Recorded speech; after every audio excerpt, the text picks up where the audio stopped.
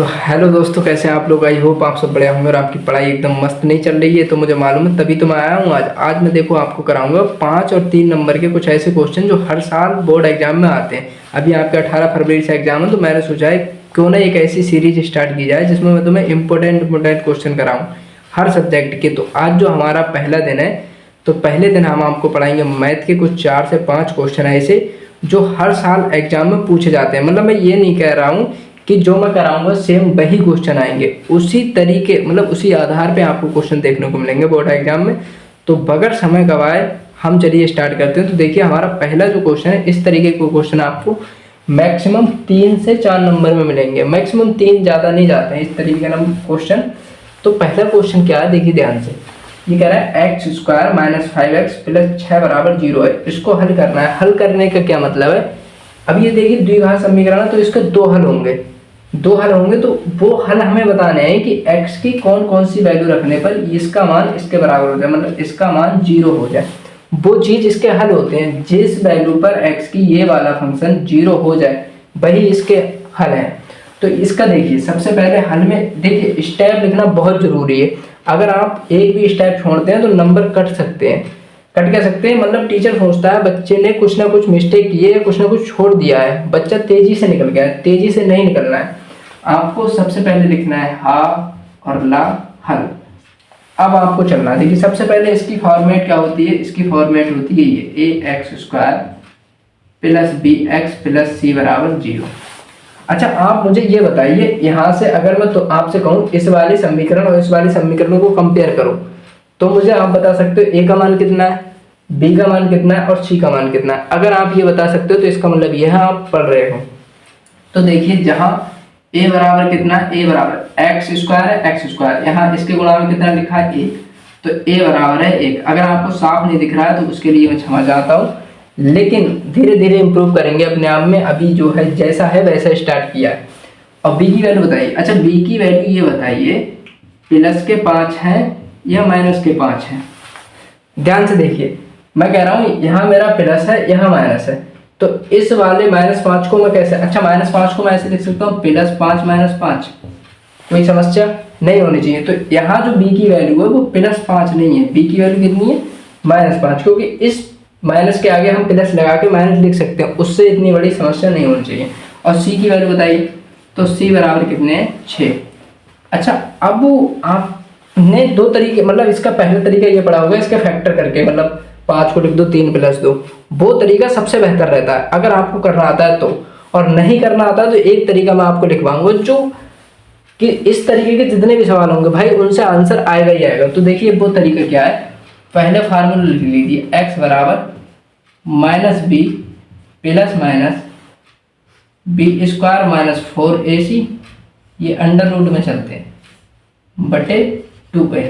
इससे आंसर 100% आता ही आता है। जैसे कुछ लोग ऐसे होते हैं जिन्हें ये फॉर्मेट ध्यान नहीं रहता है कि किस तरीके से तोड़े, गुणा करे, भाग करे, जोड़े, घटाए। तो इसमें आप वैल्यू रखो, 100% आंसर निकल के आएंगे x के 2। तो मैं आपको इस वाले तरीके से कराऊं, क्योंकि ये आप इस वाले मतलब इसमें ज़्यादा समस्या रहती है कि क्या जोड़ें क्या घटाएं, लेकिन ये फार्मूला अगर तुम्हें याद है तो 100% अपना आंसर निकाल लोगे। तो देखिए b की वैल्यू हमारे पास है, c की वैल्यू भी हमारे पास है, a की वैल्यू भी, सबकी वैल्यू है। तो क्यों ना हम इसमें रख दें और इसका आंसर निकाल लें। तो चलिए देखिए, अब देखो सॉल्व करने से पहले ये लिखना जरूरी है, क्योंकि टीचर को हमें बताना पड़ेगा कि हम कौन सा फार्मूला यूज कर रहे हैं। अगर आपने ये तरीका छोड़ा तो नंबर कट सकते हैं। तो चलिए फार्मूला क्या है हमारा, x बराबर -b ± -√b² - 4ac/2a। तो देखिए वैल्यू रखो, माइनस b ऑलरेडी माइनस की है, तो देखिए -5 ± √b²। अब मैं आपसे कहूँ b की जगह कितने हैं, -5, तो -5 का होल स्क्वायर -4। a की जगह बताइए कितना है, a की जगह देखिए 1 दिख रहा होगा आपको, तो a की जगह 1 है। और c की जगह कितना है, c की जगह 6 है, तो 6 रख दिया हमने। और बटे 2a, तो 2 यहाँ है और a की जगह कितना है 1। तो अब देखिए माइनस माइनस कितना हो जाएगा प्लस, तो ये कितना आएगा प्लस के 5 प्लस माइनस अंडर रूट। अच्छा -5 का स्क्वायर कितना हो जाएगा 25 हो जाएगा। देखिए -5 का स्क्वायर करें या +5 का स्क्वायर करें दोनों 25 आता है, तो ये हो गया 25। ठीक है, उसके बाद 6 चौक 24, ये हो गए 24 बटे 2 एकम 2। किसके बराबर चल रहा है ये x के बराबर। x क्या है हमारा शून्य निकलना है, तो x बराबर कितना आ रहा है हमारा, x बराबर आ रहा है 5 प्लस माइनस। अच्छा ये बताइए 25 में 24 गए कितना बचा 1 बटे 2। तो x बराबर जो आ रहा है हमारा, x बराबर आ रहा है 5 प्लस माइनस 1 बटे 2। देखिए अंडर रूट के अंदर अगर 1 है तो उसका मतलब ये है कि इसमें वो बाहर आ जाता है डायरेक्ट। तो अब हमारे पास क्या बचा, हमारे पास ये आ रहा है देखिए x बराबर, एक बार हम लिख ले रहे हैं पॉजिटिव वैल्यू, इसका मतलब पॉजिटिव वैल्यू लेने पर एक बार पॉजिटिव ले लेंगे एक बार निगेटिव ले लेंगे, तो 5 प्लस 1 बटे 2, तो कितने आ रहा है 6 बटे 2 बराबर 3। अब क्या लेंगे एक बार निगेटिव वैल्यू,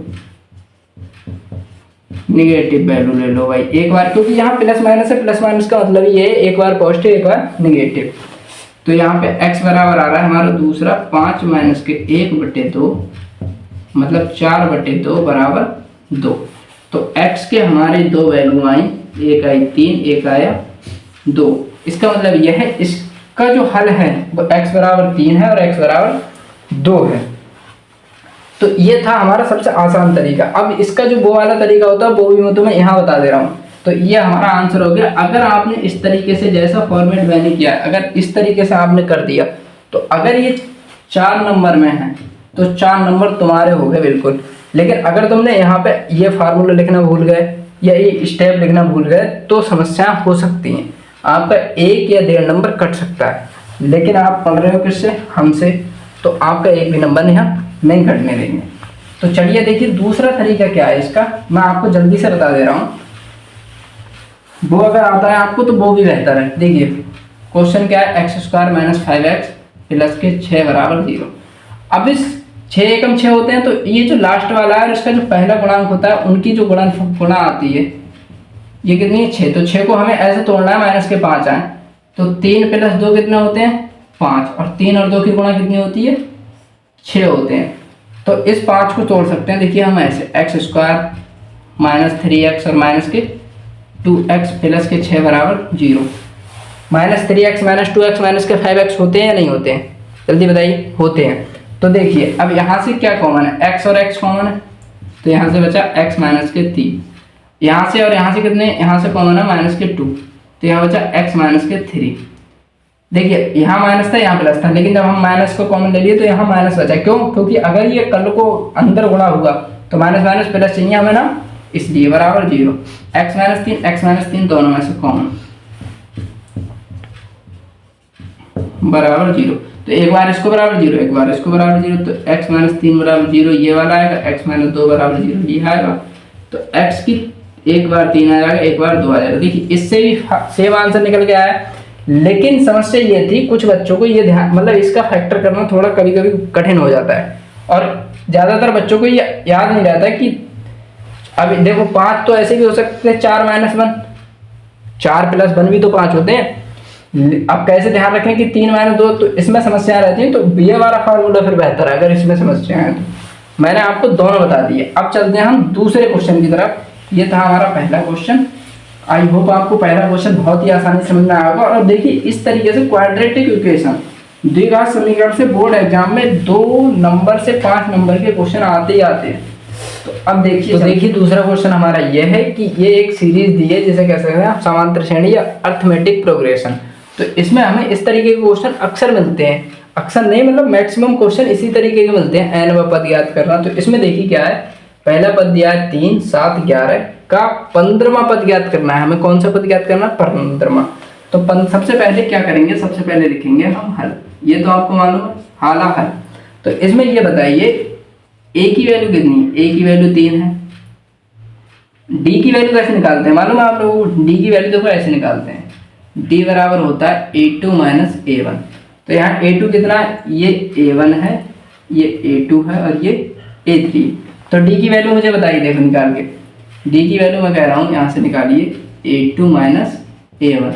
A2 है 7 और माइनस के 3, तो ये आ गया कितना है 4। तो देखिए डी की वैल्यू हमने यहाँ पे लिख दी, डी बराबर 4। कौन सा पद ज्ञात करना है, 15वां, तो n की वैल्यू कितनी होगी 15।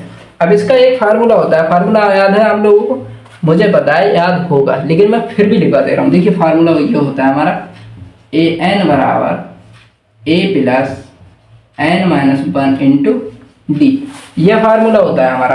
तो इस फार्मूले को बंद कर देंगे हम किसके अंदर, डब्बा स्वामी को। आज से हम इसे बोलेंगे डब्बा स्वामी, जिसके ऊपर अगर मैं डब्बा लगा दूं तो वो ऑटोमेटिक बन जाएगा डब्बा स्वामी। तो चलिए देखिए हमें कौन सा पद ज्ञात करना, 15वां, तो एक n की जगह कितना 15 है, तो इसमें फार्मूले में रखिए वैल्यू, तो A15 बराबर, ये लिखना कंपलसरी है भाई, A बराबर, ये सब लिख के दिखाना पड़ेगा तुम्हें। चाहो तो इसका इस तरीके से ब्रैकेट में बंद कर दो, A2 माइनस A1, इस तरीके से कर सकते हो। अच्छा अब A15, A की जगह कितने हैं यहाँ पे 3, तो 3 रख दिए। n की जगह कितने रखना है हम 15। देखिए n बराबर 15 था तो A15 रख दिया हमने, a की जगह कितनी है 3। अच्छा a की जगह A1 भी हो सकता है, उससे इतना बड़ा फर्क नहीं है। कहीं आप समझो सर यहाँ A1 होता है तो आपने a रख दिया, उससे कोई दिक्कत नहीं है। अब n की जगह कितने थे 15, तो 15 रख दिया हमने, -1 है -1। d की जगह कितने, d की जगह है 4, तो हमने यहाँ रख दिए 4। तो A15 इस तरीके का क्वेश्चन आपको मिलेगा 2 नंबर में, ठीक है। तो ये देखिए 3, यहाँ से 15 में 4 के कितने बचे, आई थिंक सबको पता होगा 14 बचे, और 4, 14 चौका कितने होते हैं बताइए जल्दी, 4 चौक 16, 4 पंच 4 चौक 16, 14 चौका 56 होती है शायद, आई थिंक पता होगा तुम्हें। तो इन्हें जोड़ा तो ये होगा हमारे इतने। तो A15, या हम कह सकते हैं जो 15वां पद होगा वो कितना होगा हमारा 59। ये क्या होगा हमारा आंसर। तो लिखेंगे कैसे हम, लिखने का तरीका देखिए, अतः कौन सा पद 15वां पद, अतः 15वां पद कितना है 59 है या 59 है, सॉरी 49 नहीं 59 है। तो ये हुआ हमारा 2 क्वेश्चन। देखिए पहला क्वेश्चन 3 नंबर या 2 नंबर का कह सकते हैं, ये वाला भी 2 नंबर का क्वेश्चन है, 2 नंबर से ज़्यादा नहीं होगा। अगर आपको ये फार्मूला बताया भाई साहब तो इस तरीके को क्वेश्चन आप बहुत ही आसानी से मार सकते हैं। अब देखिए आपको ये वीडियो देखने का फायदा ये है कि आपको फार्मूला भी याद हो रहा है और पता भी लग रहा है कि भाई हम क्वेश्चन को कैसे सॉल्व करते हैं।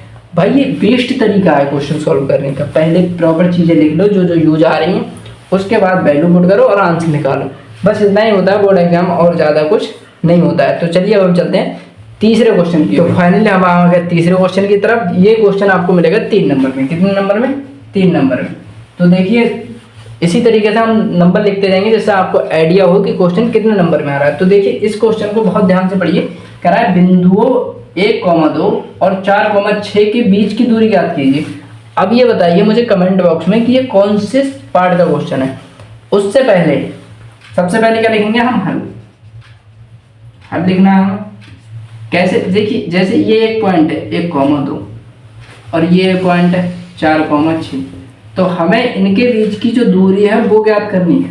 कैसे ज्ञात करेंगे, 2 पॉइंट दिए हैं उनके बीच की दूरी ज्ञात कैसे करते हैं। तो एक फार्मूला होता है, अगर आपने पढ़ा हो डी बोले तो डिस्टेंस, ठीक है। ये फार्मूला इस तरीके से जाता है हमारा x2 माइनस x1 का whole square plus y2 minus y1 का होल स्क्वायर। यही होता है, दूरी सूत्र भी बोल सकते हैं, डिस्टेंस बराबर ये होता है जब 2 पॉइंट दिए हों। अब समस्या ये है इसमें हमें ये कैसे पता चले x1 कौन है y1 कौन है। तो देखिए जो पहला वाला होता है वो होता है x1 y1, दूसरा वाला क्या होता है x2 और y2। तो ये लिख लीजिए। अगर आप देखिए बेस्ट तरीका ये है कि जो पॉइंट लिखा है उसी के वहां पे लिख दीजिए। जैसे अगर आप ऐसे भी लिख देंगे तो बहुत अच्छा रहेगा। ये x2 4 और y2 बराबर 6। अगर आप ऐसे लिख रहे हैं भाई तो 4 चांद लग जाएंगे क्वेश्चन में, क्योंकि आप उस एग्जामिनर को बता रहे हो कि भाई हमें मालूम है x1 क्या है, x2 क्या है, y1 क्या है, y2 क्या है। अब क्या करना है, कुछ नहीं करना, फार्मूला हम जानते हैं, फार्मूला में रख दे रहे हैं। तो दूरी बराबर फार्मूला क्या है, दूरी बराबर है अंडर रूट।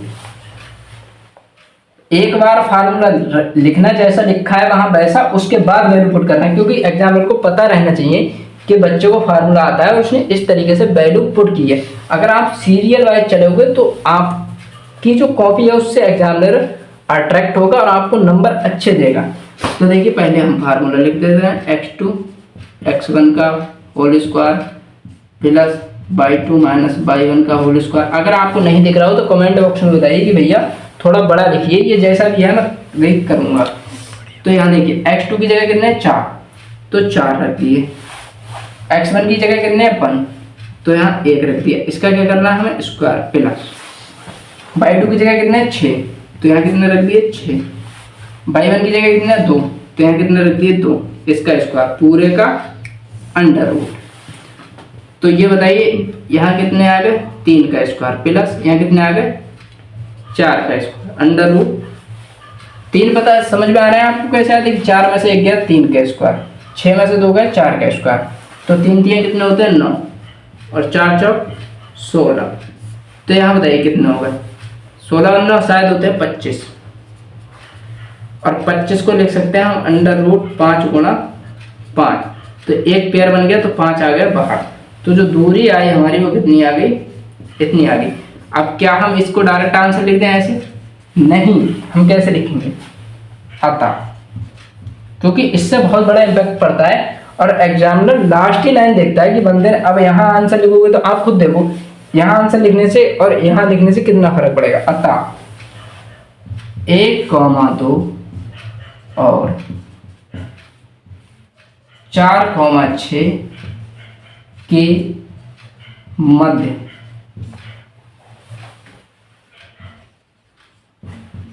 की दूरी कितनी है 5 मीटर। मीटर कह सकते हैं क्या, पॉइंट है तो दूरी मीटर ही में नापी जाती है, तो मीटर बस। ये अब आप इसको आंसर लिखो। तो ये बताइए आपको ये वाला बेहतर लग रहा है, ये बेहतर, ये बेहतर है ना, क्योंकि इसमें हमने पूरा बता दिया कि इनकी मध्य दूरी कितनी है 5 मीटर है। अब ये बेस्ट तरीका है, ये इसी फॉर्मेट से सवाल किए जाते हैं जिससे कि पता लगे। तो चलिए अब हम बढ़ते हैं क्वेश्चन अगले की ओर। देखिए फाइनली हम आ गए चौथे क्वेश्चन पर। चौथा क्वेश्चन बहुत ही आसान है भाई, अगर आपने औसत निकाला होगा तो चौथे क्वेश्चन को चुटकियों में कर सकते हैं। ये क्वेश्चन आया था 2 नंबर में, कितने नंबर में 2 नंबर में। तो देखिए ये 2 4 6 8, इसका हमें माध्य निकालना है। तो माध्य कैसे निकालेंगे? माध्य का मतलब होता है मीन वैल्यू, मीन मतलब इसके मिडिल में कौन सी वैल्यू। तो माध्य का एक फार्मूला होता है, माध्य बराबर क्या होता है, इन सब का योग प्लस संख्या।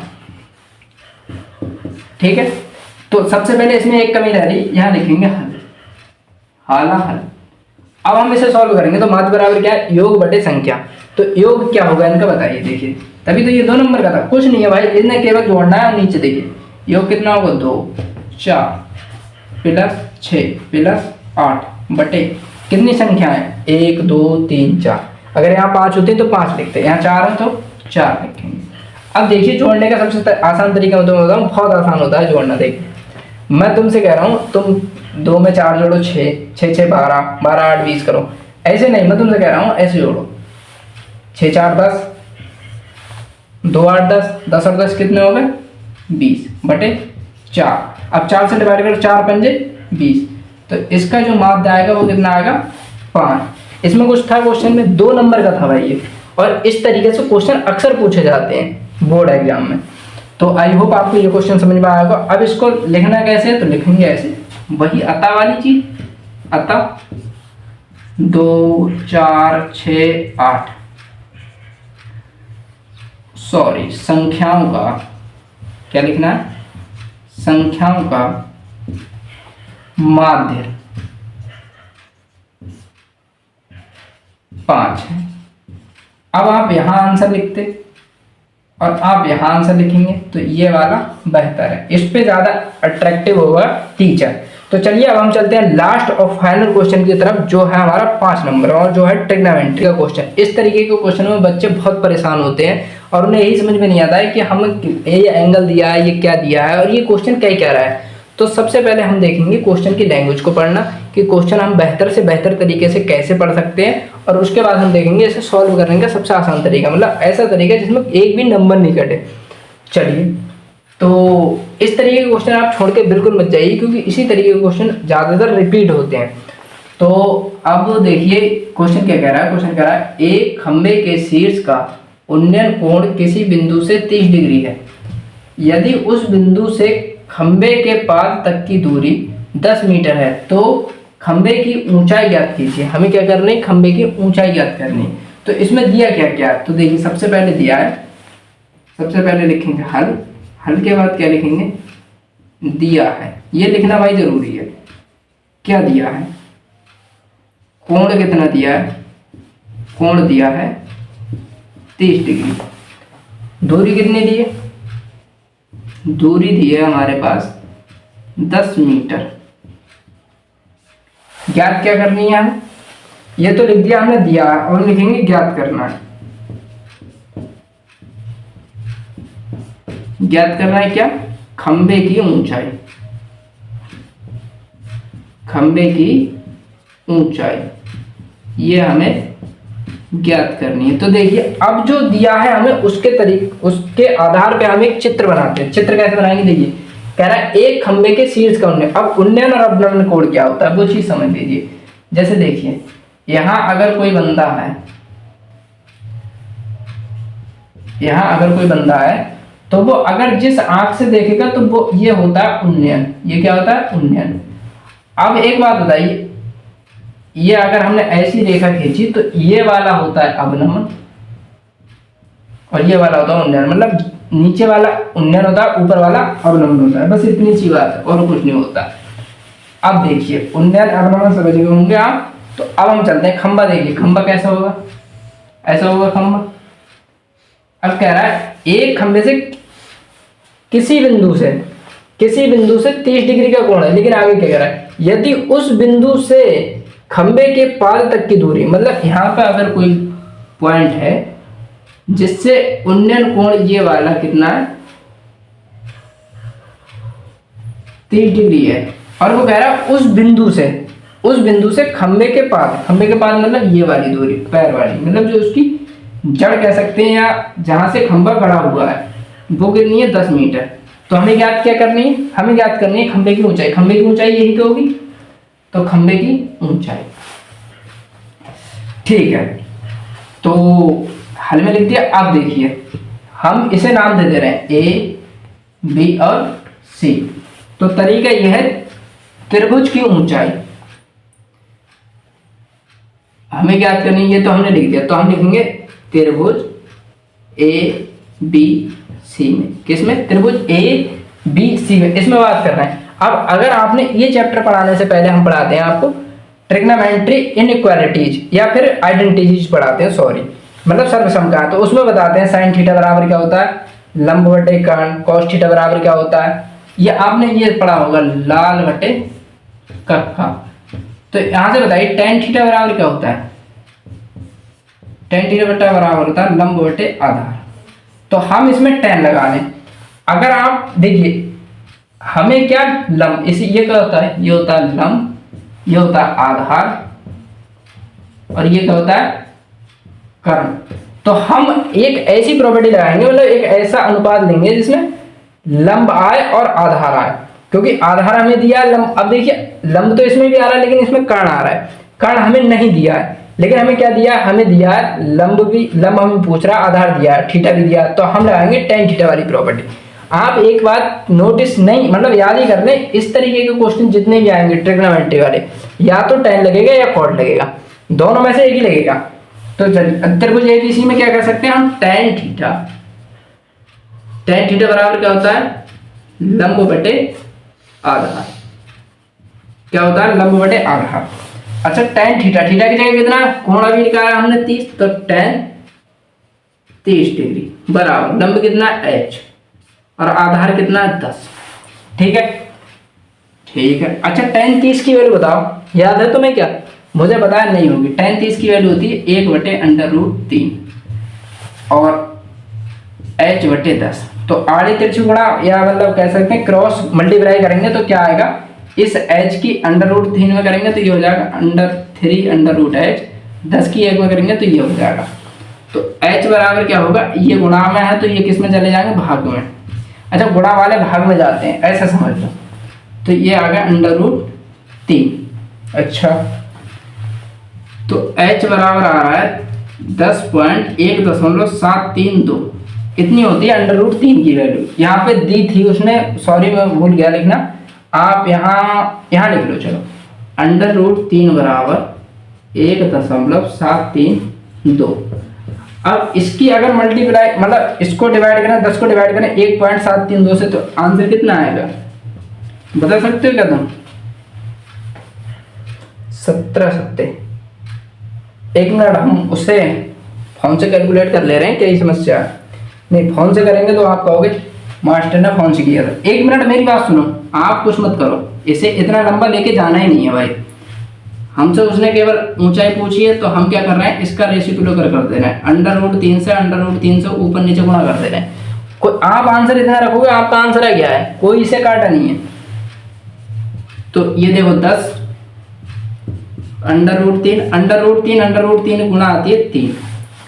तो अब आप इसे आंसर या इतना रहने दो या आंसर इतना रहने दो। अगर आप आंसर आगे लाना चाह रहे हो तो इसे ऐसे करो, इसका मान मैंने तुम्हें बताया है /3, इनकी गुणा कर लो, आंसर आ जाएगा किसमें, मीटर में। तो अब आप इससे आंसर लिखोगे या मैंने बताया अत्ता वाला, अट्टा वाली सटक भी नहीं, अत्ता वाला आंसर लिखें। अत्ता खंबे की ऊंचाई, किसकी ऊंचाई, खंबे की ऊंचाई कितनी आ रही है हमारी, खंबे की ऊंचाई आ रही है h/3 लिख दो, √3। अगर आप ये नहीं लिखना चाह रहे हो तो इसे ये लिख दो, और आप ये भी नहीं लिखना चाह रहे हो तो इसकी अगर मल्टीप्लाई करोगे तो जो भी आएगा वो आंसर लिख दो। ये तो मैं निकाल सकता हूँ आराम से, 10 की गुणा इससे कही तो ये आ गया 17.32/3। ठीक है, 3 से भाग करो इसे, कितना आ रहा है, 3 पंजे 15, 3 चकड़ा 3 पंजे 15, पॉइंट लगा दो। यहाँ पे कितने बचे, 2, यहाँ पे कितने हो गए 23, 3 पंजे 15, 3 सत्ते 21, बचे 2, यहाँ 22, 3 सत्ते 21, लगभग 8। तो इसकी जो अप्रोक्सीमेट आएगी ऊंचाई वो कितनी आ रही है, 5.78। ऐसे भी कर सकते हो, ये भी अगर आप ये इसमें से कोई सा भी आंसर लिख दोगे तो आपका आंसर आ गया है। आई होप आपको 5 क्वेश्चन समझ में आएंगे और बहुत आसानी से आपको समझ में आएंगे। तरीका आपने देखा होगा, ये तरीका बेहतर तरीका है। इस तरीके से क्वेश्चन हम अगर सॉल्व करेंगे तो टीचर हमें नंबर भरपूर देगा। अगर इसमें से एक भी जो स्टेप आप छोड़ दे रहे हो तो इसमें समस्या रहती है। और ये क्वेश्चन 5 आप अगर छोड़ के गए तो इसमें पूरी जिम्मेदारी आपकी है, इसमें मेरी कोई जिम्मेदारी नहीं है। मैंने आपको पूरी मेहनत और शिद्दत से आपको पढ़ाया और कोशिश की है कि इस तरीके के क्वेश्चन मैं दिखा दूं तुम्हें जिस तरीके के क्वेश्चन एग्जाम में आते हैं। तो चलिए आज के लिए इतना ही, क्योंकि ज़्यादा समय हम आपको बर्बाद नहीं करेंगे, क्योंकि आपके बोर्ड एग्जाम है और आने वाले दिनों में हम आपको ऐसे ही हर रोज कुछ ना कुछ नया दिखाएंगे जिस तरीके के क्वेश्चन बोर्ड एग्जाम में आते हैं, जिससे आपको एक आइडिया लग सके कि किस तरीके के एग्जाम मतलब किस तरीके के क्वेश्चन जो है वो बोर्ड एग्जाम में आते हैं। तो चलिए, क्योंकि इस तरीके के क्वेश्चन बहुत ही आसान रहते हैं और जिन लोगों ने कुछ नहीं पढ़ा उनके लिए तो रामबाण कह सकते हैं, हो सकता है। तो चलिए पढ़ते रहिए और आगे बढ़ते रहिए।